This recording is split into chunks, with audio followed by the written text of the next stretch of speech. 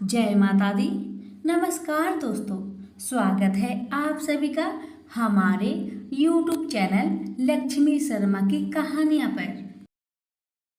ओम नमो भगवते वासुदेवाय। प्रिय भक्तगणों, आज आप सभी श्रवण करेंगे श्रीमद् भागवत महात्म्य प्रथम अध्याय देव ऋषि नारद की भक्ति से भेंट। सच्चिदानंद स्वरूप भगवान श्री कृष्ण को हम नमस्कार करते हैं, जो जगत की उत्पत्ति, स्थिति और विनाश के हेतु तथा आध्यात्मिक, आदि देविक और आधि भौतिक तीनों प्रकार के तापों का नाश करने वाले हैं। जिस समय श्री सुखदेव जी का यज्ञोपवीत संस्कार भी नहीं हुआ था तथा लौकिक वैदिक कर्म के अनुष्ठान का अवसर भी नहीं आया था, तभी उन्हें अकेले ही संन्यास लेने के लिए घर से जाते देखकर उनके पिता व्यास जी विरह से कतार होकर पुकारने लगे, बेटा बेटा तुम कहाँ जा रहे हो। उस समय वृक्षों ने तन्मय होने के कारण श्री सुखदेव जी की ओर से उत्तर दिया था, ऐसे सर्वभूत हृदय स्वरूप श्री सुखदेव मुनि को मैं नमस्कार करता हूँ। एक बार भगवत कथा मृतिका रसास्वादन करने में कुशल मुनिवर शौनक जी ने नैमिषारण्य क्षेत्र में विराजमान महामती सूत जी को नमस्कार करके उनसे पूछा। शौनक जी बोले, सूत जी, आपका ज्ञान अंधकार को नष्ट करने के लिए करोड़ों सूर्य के समान है। आप हमारे कानों के लिए रसायन अमृत स्वरूप सार गर्भित कथा कहिए। भक्ति ज्ञान और वैराग्य से प्राप्त होने वाले महान विवेक की वृद्धि किस प्रकार होती है तथा वैष्णव लोग किस तरह इस माया मोह से अपना पीछा छुड़ाते हैं। इस घोर कली काल में जीव प्राय आसुरी स्वभाव के हो गए हैं। विविध कलेशों से आक्रांत इन जीवों को शुद्ध बनाने का सर्वश्रेष्ठ उपाय क्या है। सूत जी, आप हमें कोई ऐसा शाश्वत साधन बताइए वो सबसे अधिक कल्याणकारी तथा पवित्र करने वालों में भी पवित्र हो तथा जो भगवान श्री कृष्ण की प्राप्ति करा दे। चिंतामणि केवल लौकिक सुख दे सकती है और कल्प वृक्ष अधिक से अधिक स्वर्गीय संपत्ति दे सकता है, परंतु गुरुदेव प्रसन्न होकर भगवान का योगी दुर्लभ नित्य वैकुंठ धाम को देते हैं। सूत जी ने कहा, शौनक जी, तुम्हारे हृदय में भगवान प्रेम है, इसलिए मैं विचार करके तुम्हें संपूर्ण सिद्धांतों का निष्कर्ष सुनाता हूँ, जो जन्म मृत्यु के भय का नाश कर देता है, जो भक्ति के प्रवाह को बढ़ाता है और भगवान श्री कृष्ण की प्रसन्नता का प्रधान कारण है। जो तुम्हें वह साधन बतलाता हूँ उसे सावधान होकर सुनो।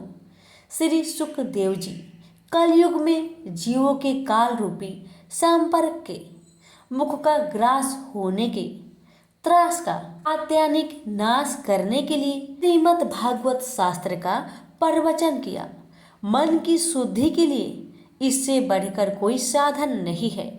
जब मनुष्य के जन्म जन्मांतर का पुण्य उदय होता है, तभी उसे इस भागवत शास्त्र की प्राप्ति होती है। जब सुखदेव जी राजा परीक्षित को यह कथा सुनाने के लिए सभा में विराजमान हुए, तब देवता लोग उनके पास अमृत का कलश लेकर आए। देवता अपना काम बनाने में बड़े कुशल होते हैं, अतः ये भी सबने सुखदेव मुनि को नमस्कार करके कहा, आप यह अमृत लेकर बदले में हमें कथा अमृत का दान कीजिए। इस प्रकार परस्पर विनयमय हो जाने पर राजा परीक्षित अमृत का पान करें और हम सब श्रीमद् भागवत रूप अमृत का पान करेंगे। इस संसार में कहाँ काज और कहाँ महामूल्य मणि तथा कहाँ सुधा और कहाँ कथा। श्री सुखदेव जी ने यह सोचकर उस समय देवताओं की हंसी उड़ा दी। उन्हें भक्ति शून्य कथा का अनधिकारी जानकर कथामृत का दान नहीं किया। इस प्रकार यह श्रीमद् भागवत कथा की देवताओं को भी दुर्लभ है। पूर्व काल में श्री भागवत की श्रवण से ही राजा परीक्षित की मुक्ति देखकर ब्रह्मा जी भी बड़ा आश्चर्य हुआ था। उन्होंने सत्य लोक में तराजू बांधकर सब साधनों को तौला। अन्य सभी साधन तोलने में हल्के पड़ गए। अपने महत्व के कारण भगवत ही सबसे भारी रहा। यह देखकर सभी ऋषियों को बड़ा विस्मय हुआ। उन्होंने कलयुग में इस भागवत ध्रुव भागवत शास्त्र को ही पढ़ने सुनने से तत्काल मोक्ष देने वाला निश्चय किया। सप्ताह विधि से श्रवण करने पर यह निश्चय भक्ति प्रदान करता है। पूर्व काल में इसे दयापरायण सनकादि ने देवऋषि नारद को सुनाया था। यद्यपि देवऋषि ने पहले ब्रह्मा जी के मुख से इसे श्रवण कर लिया था, तथापि सप्ताह श्रवण की विधि तो उन्हें सनकादि ने ही बताई थी। शौनक जी ने पूछा, संसारिक परम पंचे मुक्त एवं विचरणशील नारद जी का सनकादि के साथ संयोग कहाँ हुआ और विधि विधान के श्रवण में उनकी प्राप्ति कैसे हुई? सूत जी ने कहा, अब मैं तुम्हें वह भक्तिपूर्ण कथा सुनाता हूँ जो श्री सुखदेव जी ने मुझे अपना अनन्य शिष्य जानकर एकांत में सुनाया था। एक दिन विशालापुरी में वे चारों निर्मल ऋषि सत्संग के लिए आए। वहां उन्होंने नारद जी को देखा। सनकादि ने पूछा, ब्राह्मण, आपका मुख उदास क्यों हो रहा है? आप चिंतातुर कैसे हैं? इतनी जल्दी जल्दी आप कहाँ जा रहे हैं और आपका आगमन कहाँ से हो रहा है? इस समय तो आप उस पुरुष के समान व्याकुल जान पड़ते हैं जिसका सारा धन लूट गया हो। आप जैसे आसक्ति रहित पुरुष के लिए यह उचित नहीं है। इसका कारण बताएं। नारद जी ने कहा, मैं सर्वोत्तम लोक समझकर पृथ्वी में आया था। यहाँ पुष्कर, प्रयाग, काशी, गोदावरी, हरिद्वार, कुरुक्षेत्र, श्रीरंग और सेतुबंध आदि कई तीर्थ में इधर उधर विचरता रहा, किंतु मुझे कहीं भी मन को संतोष देने वाली शांति नहीं मिली। इस समय अधर्म के सहायक कलि युग के सारी पृथ्वी को पीड़ित कर रखा है। अब यहाँ सत्य, तप, शौच, दयादान आदि कुछ भी नहीं है। बेचारे जीव केवल अपना पेट पालने में लगे हुए हैं।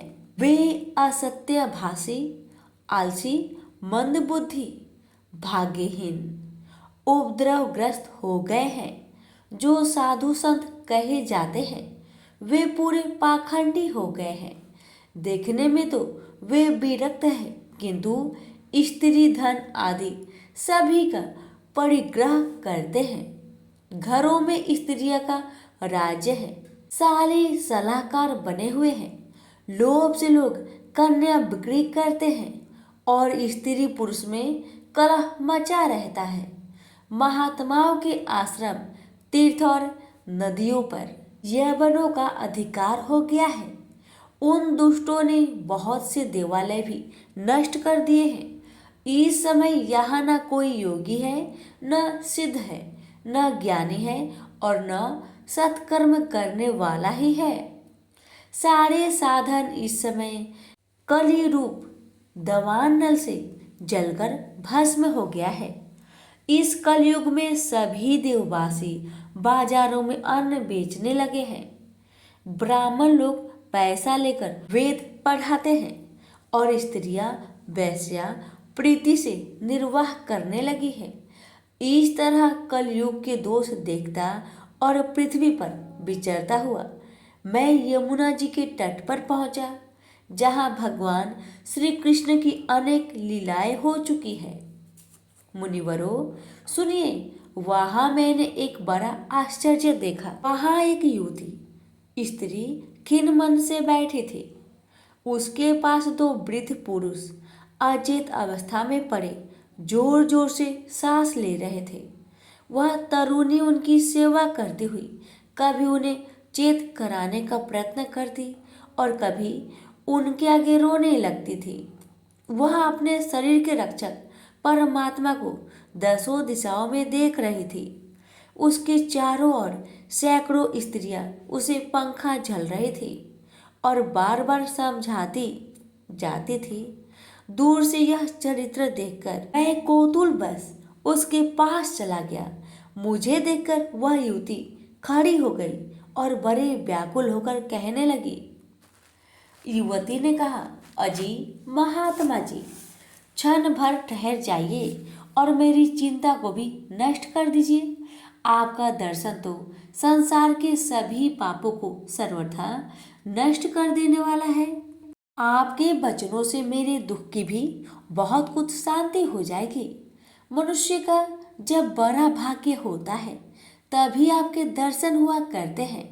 नारद जी कहते हैं, तब मैंने उस स्त्री से पूछा, देवी तुम कौन हो? ये दोनों पुरुष तुम्हारे क्या होते हैं? और तुम्हारे पास ये कमल नयनी देवियाँ कौन है? तुम हमें विस्तार से अपने दुख का कारण बताओ। युवती ने कहा, मेरा नाम भक्ति है। ये ज्ञान और वैराग्य नामक मेरे पुत्र हैं। समय के फेर से ही ये ऐसे जर्जर हो गए हैं।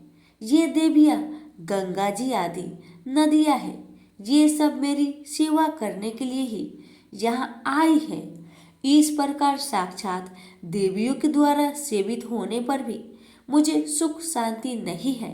तपोधन, अब ध्यान देकर मेरा वृत्तांत सुनिए। मेरी कथा वैसे तो प्रसिद्ध है, फिर भी उसे सुनकर आप मुझे शांति प्रदान करें। मैं द्रविड़ देश में उत्पन्न हुई, कर्नाटक में पढ़ी, कहीं कहीं महाराष्ट्र में सम्मानित हुई, किंतु गुजरात में मुझको बुढ़ापे ने आ घेरा। वहाँ घोर कलयुग के प्रभाव से पाखंडियों ने मुझे अंग भंग कर दिया। चिरकाल तक यह अवस्था रहने के कारण मैं अपने पुत्रों के साथ दुर्बल और निस्तेज हो गई। अब जब से मैं वृंदावन आई तब से पुनः परम सुंदरी रूपवती नवयुवती हो गई हूँ, किंतु सामने पड़े हुए ये दोनों मेरे पुत्र थके मंदे दुखी हो रहे हैं। अब मैं यह स्थान छोड़कर अन्यत्र जाना चाहती हूँ। ये दोनों बूढ़े हो गए हैं, इसी दुख में मैं दुखी हूँ। मैं तरुणी क्यों और ये दोनों मेरे पुत्र बूढ़े क्यों? हम तीनों साथ साथ रहने वाले हैं, फिर यह विपरीतता क्यों? होने तो यह चाहिए कि माता बूढ़ी हो और पुत्र तरुण। इसमें आश्चर्यचकित चित्त से अपनी इस अवस्था पर शोक करती हूँ। आप परम बुद्धिमान एवं योगानिधि है, इसका क्या कारण हो सकता है बताइए। नारद जी ने कहा, साध्वी, मैं अपने हृदय में ज्ञान दृष्टि से तुम्हारे संपूर्ण दुख का कारण देखता हूँ। तुम्हें विषाद नहीं करना चाहिए। श्री हरि तुम्हारा कल्याण करे। सूत जी कहते हैं, मुनिवर, नारद जी एक क्षण में ही उसका कारण जानकर कहा, देवी सावधान होकर सुनो, यह दारुण कलयुग है। इसी से इस समय सदाचार, योग मार्ग और तप आदि सभी लुप्त हो गए हैं। लोग सठता और दुष्कर्म में लगकर आघासुर बन रहे हैं। संसार में जहाँ देखो वहीं सत्पुरुष दुख से मलान है और दुष्ट सुखी हो रहे हैं। इस समय जिस बुद्धिमान पुरुष का धैर्य बना रहे वही बड़ा ज्ञानी या पंडित है। पृथ्वी क्रमशः प्रतिवर्ष शेष जी के लिए भार रूप होती जा रही है। अब यह छूने योग तो क्या देखने योग भी नहीं रह गई है और न इसमें कहीं मंगल ही दिखाई देता है। आप किसी को पुत्र के साथ तुम्हारा दर्शन भी नहीं होता। विषयानुराग के कारण अंधे बने हुए जीव से उपेक्षित होकर तुम जर्जर हो रहे हो। वृंदावन के संयोग से तुम फिर नवीन तरुणी हो गई हो। अतः यह वृंदावन धाम धन्य है, जहाँ भक्ति सर्वत्र नित्य कर रही है। परंतु तुम्हारे इन दोनों पुत्रों का यहाँ कोई ग्राहक नहीं है, इसलिए इनका बुढ़ापा नहीं छूट रहा है। यहाँ इनको कुछ आत्म सुख की प्राप्ति होने के कारण ये सोते से जान पड़ते हैं। भक्ति ने कहा, राजा परीक्षित ने इन पापी कलयुग को क्यों रहने दिया? इसके आते ही सब वस्तुओं का सार न जाने कहाँ चला गया। करुणामय श्री हरि से भी यह अधर्म कैसे दिखा जाता है? मुने, मेरा यह संदेह दूर कीजिए। आपके वचनों से मुझे बड़ी शांति मिलती है। नारद जी ने कहा, बाले, यदि तुमने पूछा है तो प्रेम से सुनो। कल्याणी, मैं तुम्हें सब बताऊंगा और तुम्हारा दुख दूर हो जाएगा। जिस दिन भगवान श्री कृष्ण इस भूलोक को छोड़कर अपने परम धाम को पधारे, उसी दिन से यहाँ संपूर्ण साधनों में बाधा डालने वाला कलयुग आ गया है। दिग्विजय के समय राजा परीक्षित की दृष्टि पड़ने पर कलयुग दिन के समान उनकी शरण में आया। भ्रम के समान सारग्राही राजा ने यह निश्चय किया कि इसका वध मुझे नहीं करना चाहिए, क्योंकि जो फल तपस्या, योग एवं समाधि से भी नहीं मिलता, कलयुग में वही फल श्री हरि कीर्तन से ही भली भांति मिल जाता है। इस प्रकार सारहीन होने पर भी उसे एक ही दृष्टि से सारयुक्त देखकर उन्होंने कलयुग में उत्पन्न होने वाला जीवों के सुख के लिए ही इसे रहने दिया था। इस समय लोगों के कुकर्म में प्रवृत्त होने के कारण सभी वस्तुओं का सार निकल गया है और पृथ्वी के सारे पदार्थ बीजहीन भूमि के समान हो गए हैं। ब्राह्मण केवल अन्न धन आदि के लोभ बस घर घर एवं जन जन को भगवत की कथा सुनाने लगे हैं, इसलिए कथा सार चला गया। तीर्थ में नाना प्रकार के अत्यंत घोर कर्म करने वाले नास्तिक और नारकी पुरुष भी रहने लगे हैं, इसलिए तीर्थों का भी प्रभाव जाता रहा। जिनका चित्त निरंतर काम, क्रोध, महान लोभ और तृष्णा से तपता रहता है, वे भी तपस्या ढोंग करने लगे हैं, इसलिए तप का भी सार निकल गया। मन पर काबू न होने के कारण तथा लोभ, दंभ और पाखंड का आश्रय लेने के कारण एवं शास्त्र का अभ्यास न करने से ध्यान योग फल मिट गया है। पंडितों की यह दशा है कि वे अपनी स्त्रियों के साथ पशु की तरह रमन करते हैं। उनमें संतान पैदा करने की ही कुशलता पाई जाती है। मुक्ति साधनों में सर्वथा अकुशल है।